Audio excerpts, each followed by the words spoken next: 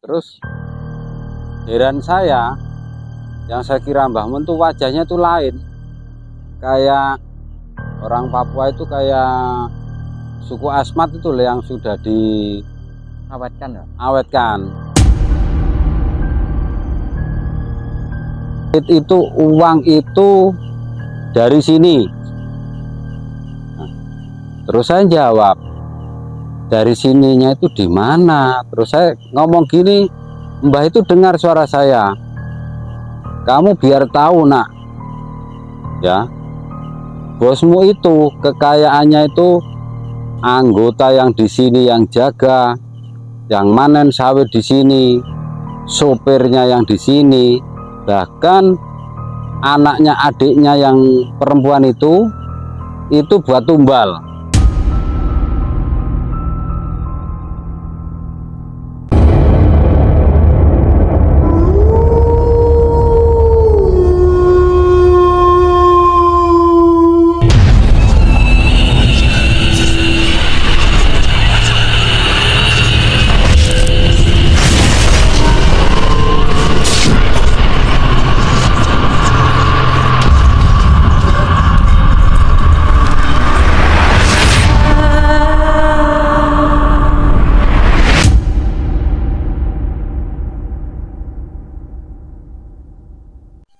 Jumpa lagi sobat ekspedisi Kang Odeng. Kali ini tim berada di wilayah Pangkalampun, Kalimantan Tengah. Kali ini kita nggak sendirian. Kita ditemani oleh narasumber yang bernama Pak Bambang. Pak Bambang akan bercerita tentang pengalamannya di mana dia sering diganggu oleh sesosok makhluk gaib waktu bertugas menjadi keamanan. Assalamualaikum Pak Bambang. Waalaikumsalam warahmatullahi wabarakatuh. Gimana, sehat Pak? Alhamdulillah Mas Odeng sehat. Setiap hari ini kegiatannya apa Pak? Menjadi keamanan ya? Saya menjadi keamanan di PT ATM di Pangkalan Bun, itu di sawit. Itu sawit punyaan Pak Haji Bas yang ada di Pangkalima. Gimana itu Pak ceritanya dari awal sering diganggu dengan sesosok makhluk gaib Pak? Awal pertama saya datang di Pangkalan Bun ini tanggal 23 Februari 2021. Nah, saya sebagai dandro keamanan di situ, anggota saya 13 orang. Nah, setelah saya nyampe situ, disambut dari PT Pak Basit itu, dari bandara sampai ke mes. 1 hari, 2 hari, 3 hari masih dikasih kesempatan untuk pengecekan wilayah sawit yang menjadi kekuasaan dari Pak Haji. Nah, pada hari kelima saya mulai membagi tugas ke anggota saya dari beberapa pos. Setelah saya membagi tugas itu ke beberapa pos itu yang sudah saya tentukan dari pos 1 sampai pos 8. Nah, setelah itu yang lain mau saya rolling. Setelah saya membagi tugas, saya ditemui oleh yang namanya Mbah Mun. Beliau itu dari Probolinggo, Jawa Timur. Nah, di situ Mbah Mun sebagai sesepuh di situ. Awal perusahaan itu berdiri, Mbah Mun juga sudah mengalami kejanggalan-kejanggalan di luar akal sehat manusia yang normal. Setelah itu beliau menemui saya. Sore itu saya mau ngecek di pos-pos anggota yang saya sudah tempatkan. Mbah Mun pesan sama saya, Pak Dandro, saya mohon izin wilayah ini pos ini ada yang selalu penampakan, kadang itu ndak melihat waktu, baik itu siang hari atau malam hari.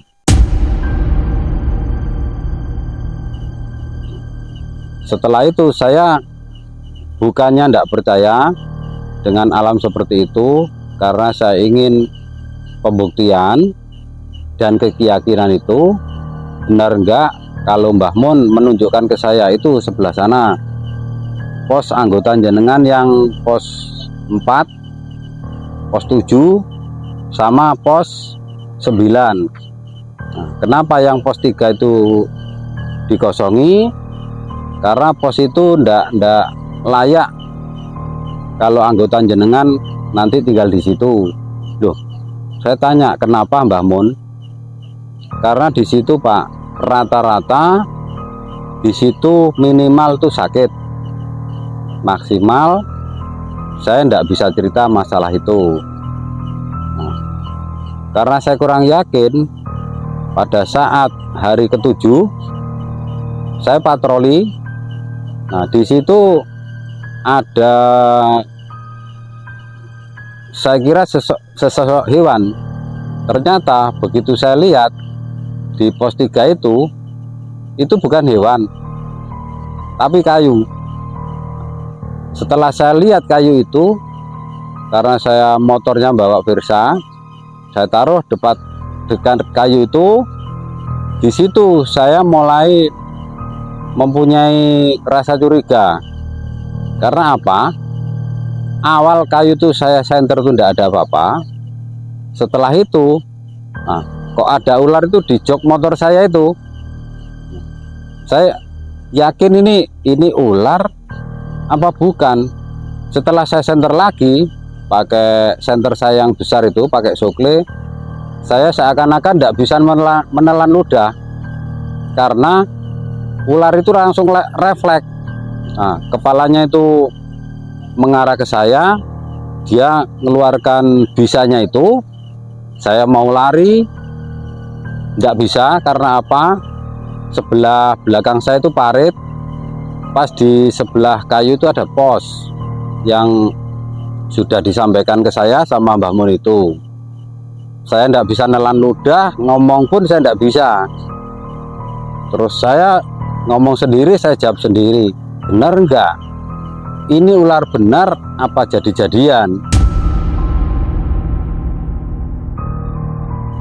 Kalau ular benar, saya ini pakai tangan, katanya orang Jawa itu digusah itu ya, dia bukannya malah pergi, malah turun dekati saya. Karena saya panik, larilah saya. Lari dalam keadaan gelap itu, saya menengok ke kiri. Ini tidak ada kayu apa-apa. Saya maju lagi, mungkin ya saya dapat petunjuk itu ada kayu lah di situ. Nah, kayu itu saya pukulkan ke ular itu. Saya pukulkan ular itu, menurut saya sudah benar, sudah kena. Ternyata saya mendekati senter saya itu, saya tidak bisa ngomong lagi.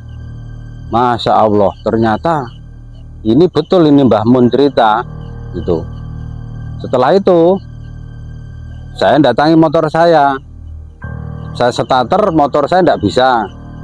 Ternyata pas di roda depan itu, motor saya dorong ke depan, di situ ada ularnya lagi, hampir sama ular itu, cuma yang pertama itu warnanya hitam, di lehernya itu ada putih sampai di atas kepalanya itu.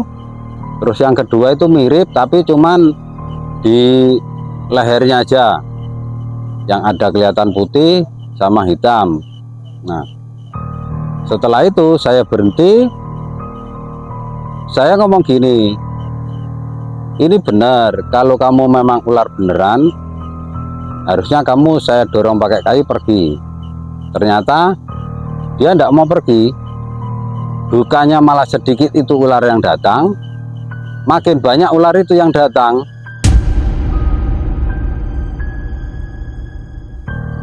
Nah, karena saya panik, larilah saya itu, lari udah nggak tahu kemana arah saya lari, tahu-tahu sudah di pinggir danau itu, parit di sawit itu dalamnya itu 3 meter, lebarnya itu 4 meter.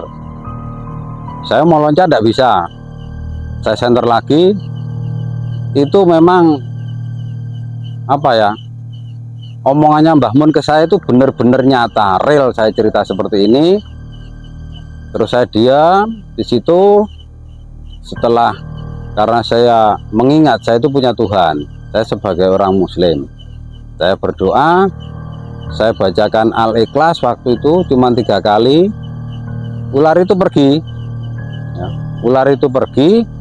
Dengan kepergian ular itu, motor saya itu, saya starter itu bisa bunyi. Nah, setelah saya jalan kira-kira 100 meter, di situ saya lihat seperti manusia, ternyata itu monyet. Nah, monyetnya itu ngadangi saya di tengah jalan.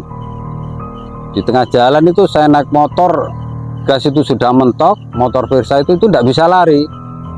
Saya lihat di situ seumpamanya lari motor itu mungkin cuma 20 ya, 20 itu aja. Terus saya berhenti di situ, gas motor itu tidak mau berhenti juga, tidak bisa saya kecilkan. Terus saya istighfar lagi, motor bisa jalan, tapi monyet itu tadi naik di motor saya. Terus saya tanya, saya gini, Mbah, tolong jangan ganggu saya tidak ganggu sampean. Saya dari Jawa ke sini bukan nyari masalah seperti ini. Nah, monyet itu pergi, saya langsung tancap gas saja ke pos 5. Di situ saya berhenti, di situ anggota saya lari itu teriak-teriak. Di situ ada pemanen tuh sekitar 7 orang di mes itu, di camp itu, lari semua juga. Terus saya tanya sama saya, loh kenapa Pak kok saman lari? Itu Pak Dandu, saya dilihatkan di jendela itu ada monyet tapi badannya manusia. Loh terus tidak saman salami, saya boro-boro mau nyalam Pak, lihat itu aja sudah ngeri. Nah, di situ saya datangilah di camp itu, yang namanya Budi itu ngomong gini, Pak Danru, saya mohon perlindungan ya, saya lindungi selagi saya mampu ya, tolong berdoa sesuai dengan agamanya masing-masing. Nah, sebelum orang-orang berdoa itu datang lagi itu, aneh pokoknya di situ, aneh pokoknya. Anehnya itu apa, katanya tadi kepala manusia, mukanya monyet kok badannya manusia. Nah, setelah saya salami di situ itu bukannya istilahnya menjawab salam gitu, enggak, marah di situ. Nah, dengan kemarahan itu saya semakin yakin omongannya Mbah Mun itu ternyata di sini bisa juga. Dulu sejarahnya mungkin ada orang yang dibunuh di sini, terus mungkin ada hubungannya dengan pesugihan gitu ya. Itu tidak terasa saya sudah jam 3 pagi. Nah, jam 3 pagi saya ngomong sama orang-orang, Pak selalu baca ini ya, sampai nanti jam 4, nanti dari kejauhan itu kan ada dengar remang-remang orang azan ya, Bapak baca istighfar aja, istighfar. Ternyata doa itu dijinabai sama Allah. Hari ke-9 saya tidak patroli situ, patroli di namanya Fanta. Di situ banyak namanya ya, di Bravo itu. Nah, Fanta itu di situ lebih ekstrem lagi. Begitu saya masuk di situ ada danau, saya jujur aja sebagai manusia punya rasa takut, punya keyakinan iman yang kuat, insya Allah akan membantu ya, seperti itu. Kejadian yang pertama itu sempat saya tidak percaya, betul tidak percaya. Karena apa? Saya lihat itu siang di situ tuh ada orang mancing ya, sekitar jam 12. Orang mancing itu saya datangi sama saya, Saya datangi, assalamualaikum Pak. Dia tidak jawab. Terus saya mengeluarkan rokok. Saya rokok. Rokok itu saya nyalakan pakai korek itu tidak nyala sama sekali. Tidak nyala. Terus saya ngomong gini, loh, Bapak mau rokok enggak? Dia tidak jawab. Terus rokok saya nyalakan hidup. Setelah dia narik-narik pancingnya itu, saya kasihkan rokok. Terus ada anggota saya datang yang almarhum gendut itu datang ke saya, Pak Dando, ini ada telepon dari bos. Terus gimana? Sampean suruh pindah di Sampit nanti jam 4 sore. Oh ya oke, sampaikan ke bos, saya jam setengah 4 dah cabut. Nah, setelah almarhum gendut itu pergi, orang ini saya lihat tuh tidak ada di situ. Tidak adanya, seumpama ini manusia biasa, pasti saya tahu lewatnya. Soalnya di sebelah kanan itu tidak mungkin manusia bisa nyebrang karena air dari laut itu pasang kan besar. Terus antara parit pinggir sama pinggir itu sekitar 4 meter. Nah, saya duduk di situ, bekasnya orang yang mancing tadi.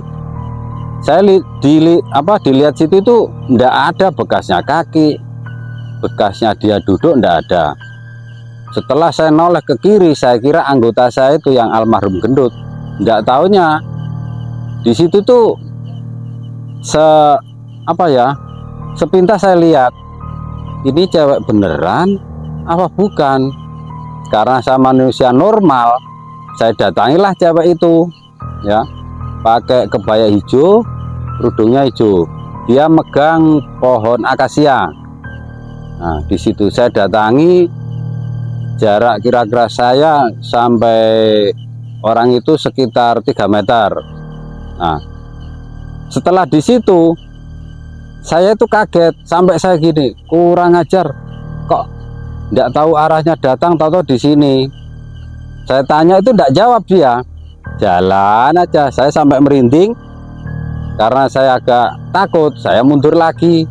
Itu Kak, malam apa siang Pak? Yang itu siang, ya. Kejadian itu siang jam 12:30. Siang Pak ya? Ya, jam 12:30 siang. Nah, setelah orang itu di situ masih berdiri tuh, dia senyum-senyum sambil megang rambutnya gini, yang kiri pegang pohon itu sambil gini. Terus saya mikir gini, Masya Allah, ini orang pegang pohon, kok pohonnya tidak gerak, sedang rambut diuraikan gini. Umumnya itu kerudungnya itu kan kalau dipegang kan ikut jalan ya. Itu tidak jalan. Saya malah tidak bisa ngomong lagi di situ.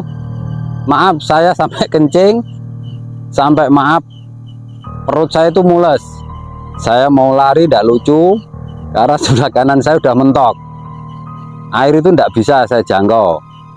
Sedang di situ ceritanya Mbah Mun tadi itu pernah ada buaya di situ. Buaya muara itu asli memang. Nah, setelah saya balik kanan lagi, orang yang mancing itu malah posisinya di dekatnya yang perempuan pakai baju serba hijau itu tadi, pakai kebaya hijau. Di situ saya tanya lagi, Pak, assalamualaikum, tangan saya itu kaku, ya, di dekat orangnya itu kaku gini saya. Terus saya gini, kurang ajar, orang disalami bukan nyambut baik, jawab enggak, kaku. Akhirnya saya kayak mau pingsan itu, saya tidak sadar. Tahu-tahu saya jongkok di situ, tidak tahunya itu sekitar jam 12 malam itu saya sadar. Karena saya dengar ada suara raungan harimau di situ ya. Terus saya sadar, ya Allah, saya tidak jadi nih patroli ke Sampit. Ini saya lihat jam saya itu jam 12 malam. Jam 12 malam, karena juga lapar, haus, minum saya air di situ. Setelah saya minum, itu cewek di sebelah saya.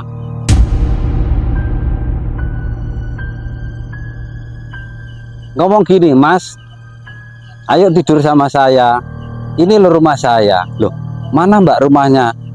Ini sebelahnya sampean. Saya enggak sadar, saya kayak enggak punya iman itu. Ngikutlah saya ke situ. Rumahnya bagus ya Mbak. Iya. Banyak orangnya Mbak. Oh banyak situ. Tahu-tahu saya kayak orang ini ya, namanya orang sudah enggak pernah ketemu perempuan, jauh sama keluarga. Itu cewek itu enggak telanjang di situ itu. Ya tiduran gitu di papan gitu ya, bantalnya itu papan miring gini. Terus saya suruh tidur di sebelahnya. Saya kok ngikut itu loh, bodoh saya, ngikut aja saya tidur situ. Setelah saya tidur kayak sadar enggak, begitu saya bangun saya di tengah kolam itu.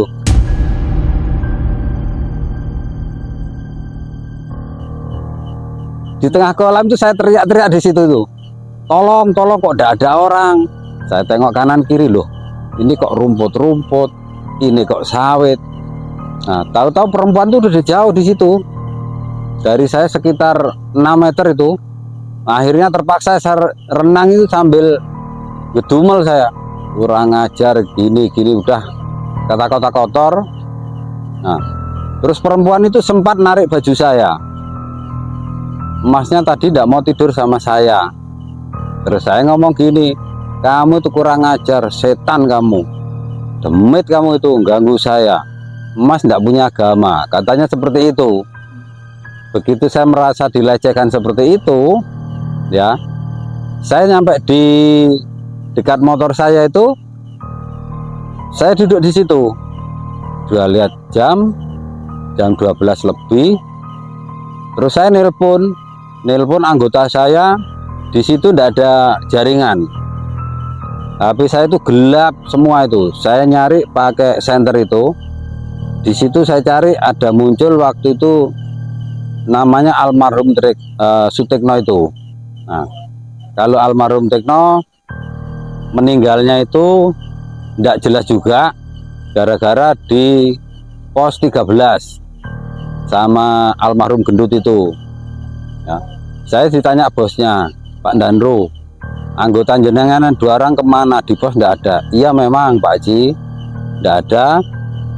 Setelah saya ditanya gitu, Pak Haji itu bukan ngerespon gimana sama saya, terus jawabnya gini, ya sudah, nanti dicari alamatnya aja 2 orang, nanti saya transfer untuk meninggalnya almarhum ini dari tanggal sekian, nanti sampai 1000 harinya. Terus saya tanya, Pak Haji, maaf, anggota saya hilang, saya tidak terima. Nanti kalau keluarga si almarhum Gendut sama tuh Tekno tanya gimana, sudah ngomong aja kalau beliau itu dimakan beruang. Terus saya jawab gini, loh kok gitu, sudah gini aja Pak Danru, ndak usah dibahas lagi, ya itu sudah takdir. Oh gitu, iya. Lah terus nanti gimana selanjutnya? Udah urusan saya, jenengan lanjutkan tugas. Seperti itu. Saya lanjutkanlah tugas itu karena udah ditangani sama Pak Haji. Saya sudah tidak mau tahu, saya urus dengan tugas saya itu.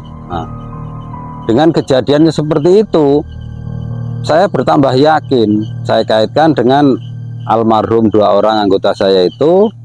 Di sini nih ternyata mungkin ada tempat yang mungkin Pak Haji Badi kaya, bukan karena dari uang yang sebenarnya, yang pasti orang ini pakai pesugihan itu kan. Nah, saya lanjutkan.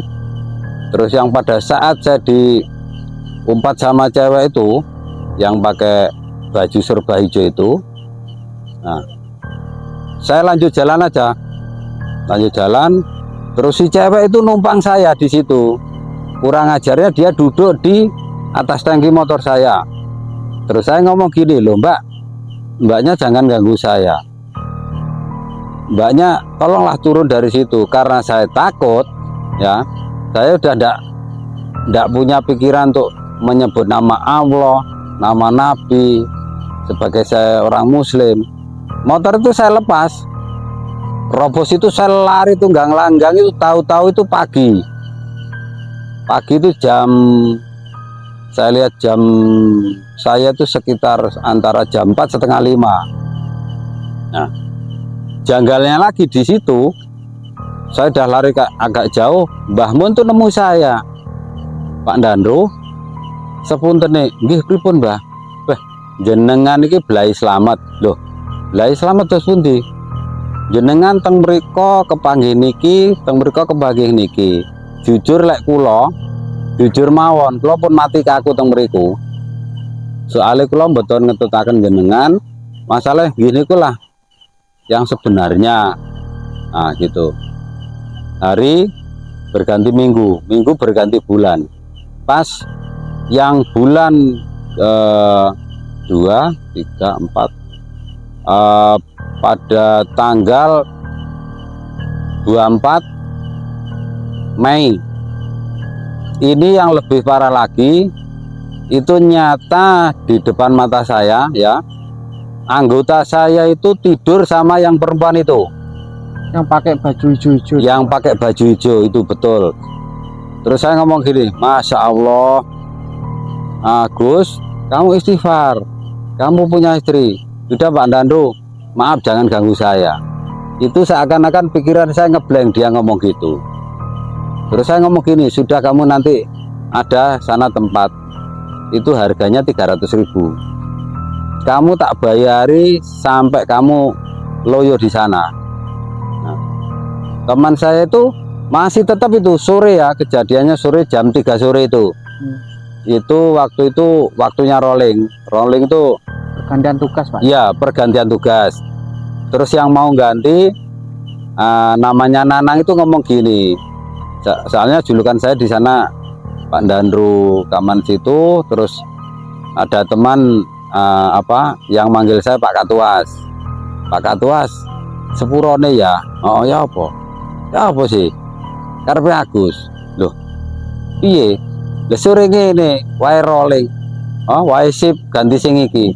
Loh malah tumpak-tumpakan. Loh. Durung mari arek kamu, durung. Nah, di situ itu si Nanang itu ngomong gini, ya apa Pak Katuas, gak ngene ta. Terus saya nyoba di situ duduk, gimana caranya saya tunjuk, mudah-mudahan diberi keselamatan si Agus ini. Di situ ternyata beliau itu bersetubuh sama buaya.